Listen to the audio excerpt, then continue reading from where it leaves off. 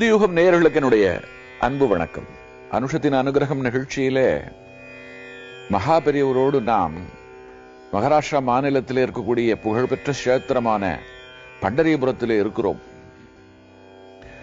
பண்டரிபுரத்திலே மகா பெரியவர் தங்கிய நிலையிலே சந்திரபாகா நதியிலே வெள்ளப்பெருக்கெடுத்து வர அந்த வெள்ளம் அவர் தங்கியிருந்த மாட்டுக் கொட்டிலும் நுழைந்து விட்ட நிலையில் போய்விடு போய்விடு என்று சொல்லி வெள்ளத்தை ஆற்றுப்படுத்திய ஒரு அற்புதத்தை நேற்றைய தினம் சிந்தித்தோம். அதற்கு பிறகு அங்கிருந்து புறப்பட்டு அருகிலே இருக்கக்கூடிய ஒரு விட்டலன் கோயிலுக்கு பக்கத்திலே இருக்கக்கூடிய குடிசையிலே அவர் சென்று தங்கியிருக்கிறார். அங்கே ஒரு அற்புதம் அடுத்து நடக்க தொடங்கியது. அது என்ன என்று இன்றைக்கு நாம் சிந்திக்க இருக்கிறோம். பொதுவாக பெரியவர் யாத்திரை செல்லுவதே மக்கள் கூட்டத்தை பார்ப்பதற்காகத்தான். ஒரு மடாதிபதியாக, ஒரு குருவாக, ஒரு சன்னியாசியாக தன்னை சந்திக்க வேண்டும் என்கின்ற பிரேமையோடு, பக்தியோடு ஆயிரக்கணக்கான மக்கள் காத்து கொண்டிருப்பது பெரியவருக்கு தெரியும். அவர்களாலெல்லாம் காஞ்சிபுரம் வந்து பெரியவரை தரிசனம் செய்ய முடியுமோ முடியாதோ. பொதுவாக பெரியவர் போன்ற மடாதிபதிகளுக்கெல்லாம் யாத்திரை விதிக்கப்பட்டிருப்பதே அந்த தவசிகளுடைய காலடி இந்த மாநிலத்தில் எல்லா இடங்களிலும் பட வேண்டும், எல்லாரையும் அவர் பார்க்க வேண்டும், அவரை எல்லோரும் பார்க்க வேண்டும் என்று ஒரு மேலான நோக்கத்திலே செய்யப்பட்ட ஒரு ஏற்பாடுதான் க்ஷேத்ராடனம் என்கின்ற ஒரு விஷயம். இதை யாத்திரை என்றும் சொல்லலாம். அந்த வகையில் பண்டரிபுரத்திலே அவர் தங்கியிருந்த சந்தர்ப்பத்திலே அவரை தரிசிப்பதற்காக ஏராளமான பக்தர்கள் வருகிறார்கள். எப்பொழுதுமே மடத்திலே ஒரு விஷயம் உண்டு. தொலை தூரத்திலே இருந்து பெரியவரை தரிசனம் செய்ய வருகின்றவர்கள் வெறும் கையோடு வரமாட்டார்கள். தங்களுடைய காணிக்கை என்று சொல்லி பூ, பழம், தேன் என்று மங்களமான பொருட்களை அவர்கள் எடுத்துக்கொண்டு வந்து தருவார்கள். அப்படி தந்து ஆசீர்வாதம் பெறுவது என்பது ஒரு பண்பு சார்ந்த செயல்பாடு. அவர்களுக்கு அதில் ஒரு பெரிய திருப்தி. நான் ஒரு குடம் நிறைய தேன் எடுத்துக்கொண்டு போய் தந்தேன், அதை மடத்திலே பெற்றுக்கொண்டார்கள். நிறைய பூக்களோடு போனேன், அதை பெற்றுக்கொண்டார்கள். என் பூக்களால் இன்றைக்கு மடத்து சந்திரமௌலீஸ்வரருக்கு அர்ச்சனை நிகழ்ந்தது என்று சொல்லி அவர்கள் சந்தோஷப்பட்டுக் கொள்ளலாம், பெருமைப்பட்டுக் கொள்ளலாம். இப்படி ஒரு பக்தி உணர்வோடு, மிகுந்த மெனக்கடலோடு பெரியவரை தரிசனம் செய்ய வருகின்றவர்களை மடத்தில் உள்ளவர்களும் வெறுமனே அனுப்ப மாட்டார்கள். அதனால எப்பொழுது, குறிப்பாக மதிய வேளையிலே பெரியவரை தரிசனம் செய்ய வரும்பொழுது மடத்தில் எல்லோருக்கும் போஜனம் உண்டு. வயிறார சாப்பிட்டு விட்டு பசியாறி விட்டு செல்ல வேண்டும். காஞ்சி மடத்திலே என்று சொன்னால் அணையாத அடுப்பு இருக்கிறது. எத்தனை பேர் வந்தாலும் பார்த்து பார்த்து பார்த்து பார்த்து சமைத்து போடுவதற்கு அங்கே ஆட்கள் இருக்கிறார்கள். உதவி செய்வதற்கும் நிறைய பெரியவருடைய தொண்டர்கள் இருக்கிறார்கள். ஆனால் யாத்திரை புறப்பட்டு விட்ட இடத்திலே போகின்ற இடத்திற்கு தகுந்தாற் போல் தான் நடந்து கொள்ள வேண்டும். சில ஊரில் கிணறு இருக்காது, தண்ணீர் கூட கிடைக்காது. அங்கே போய் அங்கே இருந்து தங்கி அதற்கு பிறகு அந்த சூழ்நிலைக்கு ஏற்பத்தான் செயல்பட முடியும். பண்டரிபுரத்தில் கூட அவர்கள் சென்று தங்கின அந்த சந்தர்ப்பத்தில் ஒரு 10 அல்லது 15 பேர் சாப்பிடுவதற்கான அளவுக்குத்தான் உணவு தானியங்கள் இருந்தது. ஆனால் அன்றைக்கு பெரியவரை தரிசனம் செய்வதற்கு அநேகம் பேர் வந்து கொண்டே இருந்தார்கள். எல்லோரையும் பெரியவர் மறக்காமல் சாப்பிட்டு விட்டு போங்கள், சாப்பிட்டு விட்டு போங்கள் என்று சொன்னது இதில் குறிப்பிடப்பட வேண்டிய ஒரு விஷயம். பெரியவரே சொன்ன பிறகு பசியோடு வந்தவர்கள் சாப்பிடாமல் இருப்பார்களா? ஆனால் மடத்தில் சமையல் செய்கின்ற அந்த பர்ஜாரகராகட்டும், அவருக்கு துணையாக இருக்கின்றவர்களாகட்டும், அவர்களுக்குள்ளெல்லாம் ஐயோ குறைவாக இருக்கிறதே,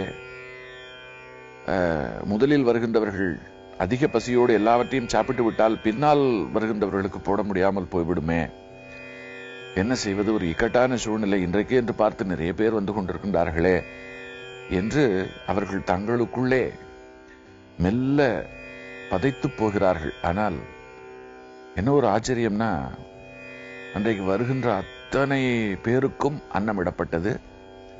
அவர்கள் சாப்பிட்டு விட்டு போனார்கள். எண்ணிக்கையை போட்டு பார்த்தால் ஒரு 50-60 பேர் இருக்கும்.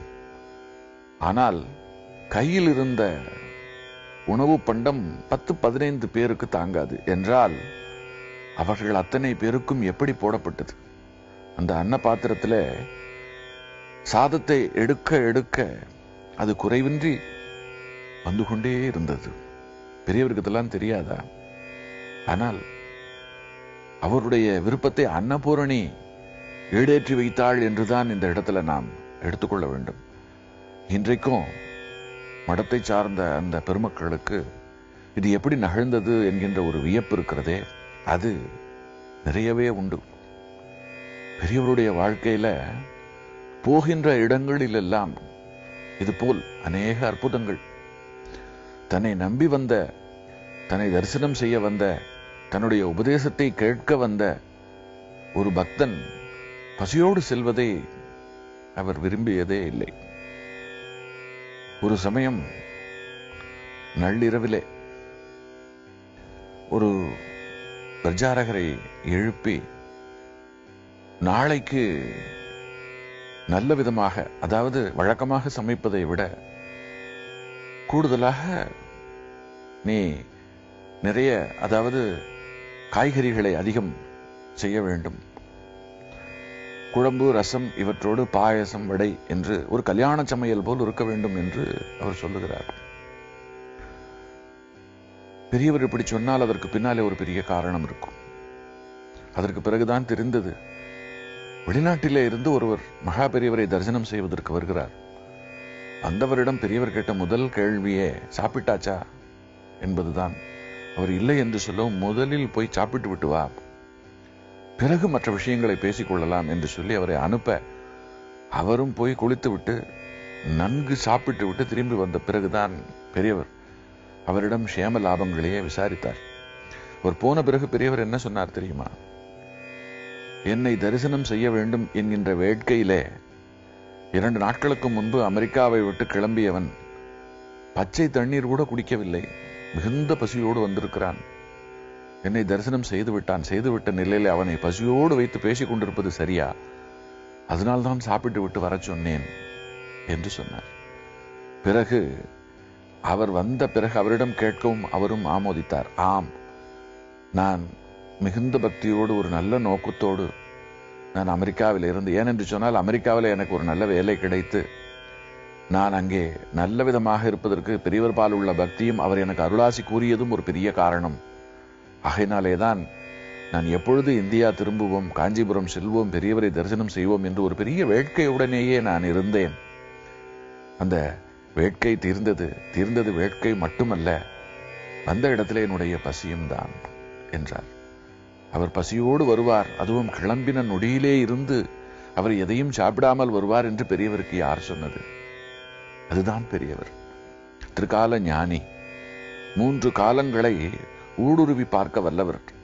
நேற்று என்ன நடந்தது, இன்று என்ன நடக்கப் போகிறது, நாளை என்ன நடக்கும் என்பதை உண்மையான சந்நியாசிகளால் உணர்ந்து அதற்கு ஏற்ப அவர்களால் தங்கள் செயல்பாடுகளை வகுத்துக் கொள்ள முடியும். அவர்களுக்கு அந்த ஆற்றல் உண்டு. அவர்கள் தங்களுடைய நாவை கட்டி கொண்டவர்கள். நம்மை போல் கிடைத்ததையெல்லாம் சாப்பிடுகின்றவர்கள் அல்ல. அவர்கள் யோகிகள். அந்த யோக சக்தி, அந்த தவ சக்தி அவர்களுக்கு எல்லாம் வல்ல ஆற்றலை அவர்களுக்கு வழங்குகிறது. அந்த ஆற்றல் மகா பெரியவரிடம் பூர்ணமாக நிரம்பி வழிந்தபடி இருந்தது. அந்த ஆற்றலோடு அவர் யாத்திரை செல்லுகின்ற இடங்களில் எல்லாம் எங்காவது ஒரு பாழடைந்த கோவில் கண்ணில் பட்டுவிட்டால், அடடா இந்த ஆலயம் இப்படி இருக்கிறது, இப்படி க்ஷீணித்து போய்விட்டதே என்று ரொம்ப வருத்தப்பட்டு அந்த ஆலயத்தை அவர் செப்பனிடாமல் போனதே இல்லை. அதே போல் ஒரு சம்பவம் கர்நாடக மாநிலத்தில் ஹம்பி என்கின்ற ஒரு இடம். சிற்ப கூடங்களுக்கு பெயர் பெற்ற ஆலயங்கள் நிறைய உள்ள ஒரு சரித்திர பிரசித்தி பெற்ற இடம்தான் ஹம்பி. அந்த ஊரிலே ஒரு நரசிம்மர் ஆலயம் மிகவும் சிதைந்து போய் பாழ்பட்டு கிடந்தது. அந்த நரசிம்மர் ஆலயத்தை பார்த்த மாத்திரத்திலே பெரியவருக்குள்ளே ஒரு பெரிய வருத்தம். ஏனென்று சொன்னால் வழி காண முடியாத இடத்திலும் வழி காண்பது நரசிம்மம். அப்படிப்பட்ட நரசிம்மமே இந்த கலியுகத்திலே இப்படி ஒரு நிலையிலே இருப்பதா என்று அவருக்குள்ளே ஒரு எண்ணம். அதற்கு பிறகு அந்த ஆலயம் என்ன ஆயிற்று, அது எப்படி சீர் பெற்றது, அதற்கு பின்னால் யாரெல்லாம் உதவினார்கள் என்பதை நாளை சிந்திப்போம்.